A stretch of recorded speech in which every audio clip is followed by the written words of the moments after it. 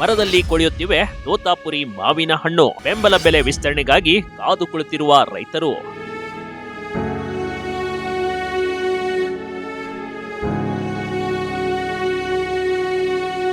ಗಾಳಿಗೆ ಉದುರಿ ಮರಗಳೆಲ್ಲ ಕೊಳೆಯುತ್ತಿವೆ.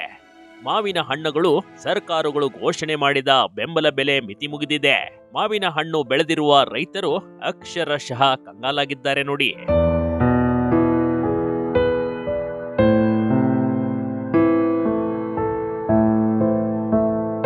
ಕೋಲಾರ ಜಿಲ್ಲೆಯ ಶ್ರೀನಿವಾಸಪುರದಲ್ಲಿ ಇಂಥದೊಂದು ಘಟನೆ ನಡೆದು ಹೋಗಿದೆ.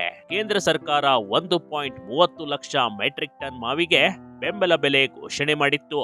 ಸದ್ಯ 5.20 ಲಕ್ಷ ಮೆಟ್ರಿಕ್ ಟನ್ ಬೆಂಬಲ ಬೆಲೆ ವಿಸ್ತರಣೆಗೆ ಬೇಡಿಕೆ ಇಟ್ಟಿರುವ ರೈತರು.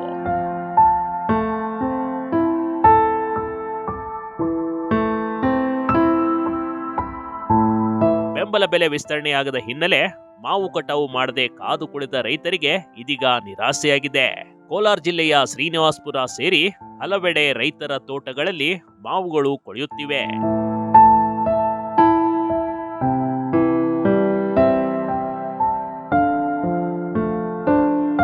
ಆದಷ್ಟು ಬೇಗ ಸರ್ಕಾರ ಬೆಂಬಲ ಬೆಲೆ ಘೋಷಣೆ ಮಾಡಲಿ, ಮಾವು ಬೆಳೆಗಾರರ ಜೊತೆ ಸರ್ಕಾರ ನಿಲ್ಲಲಿ ಅಂತ ಒತ್ತಾಯ ಮಾಡ್ತಾ ಇದ್ದಾರೆ ರೈತರು. Big TV Karnataka, Kolar.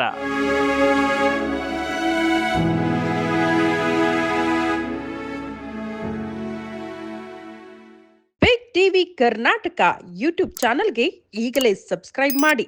ಧನ್ಯವಾದಗಳು.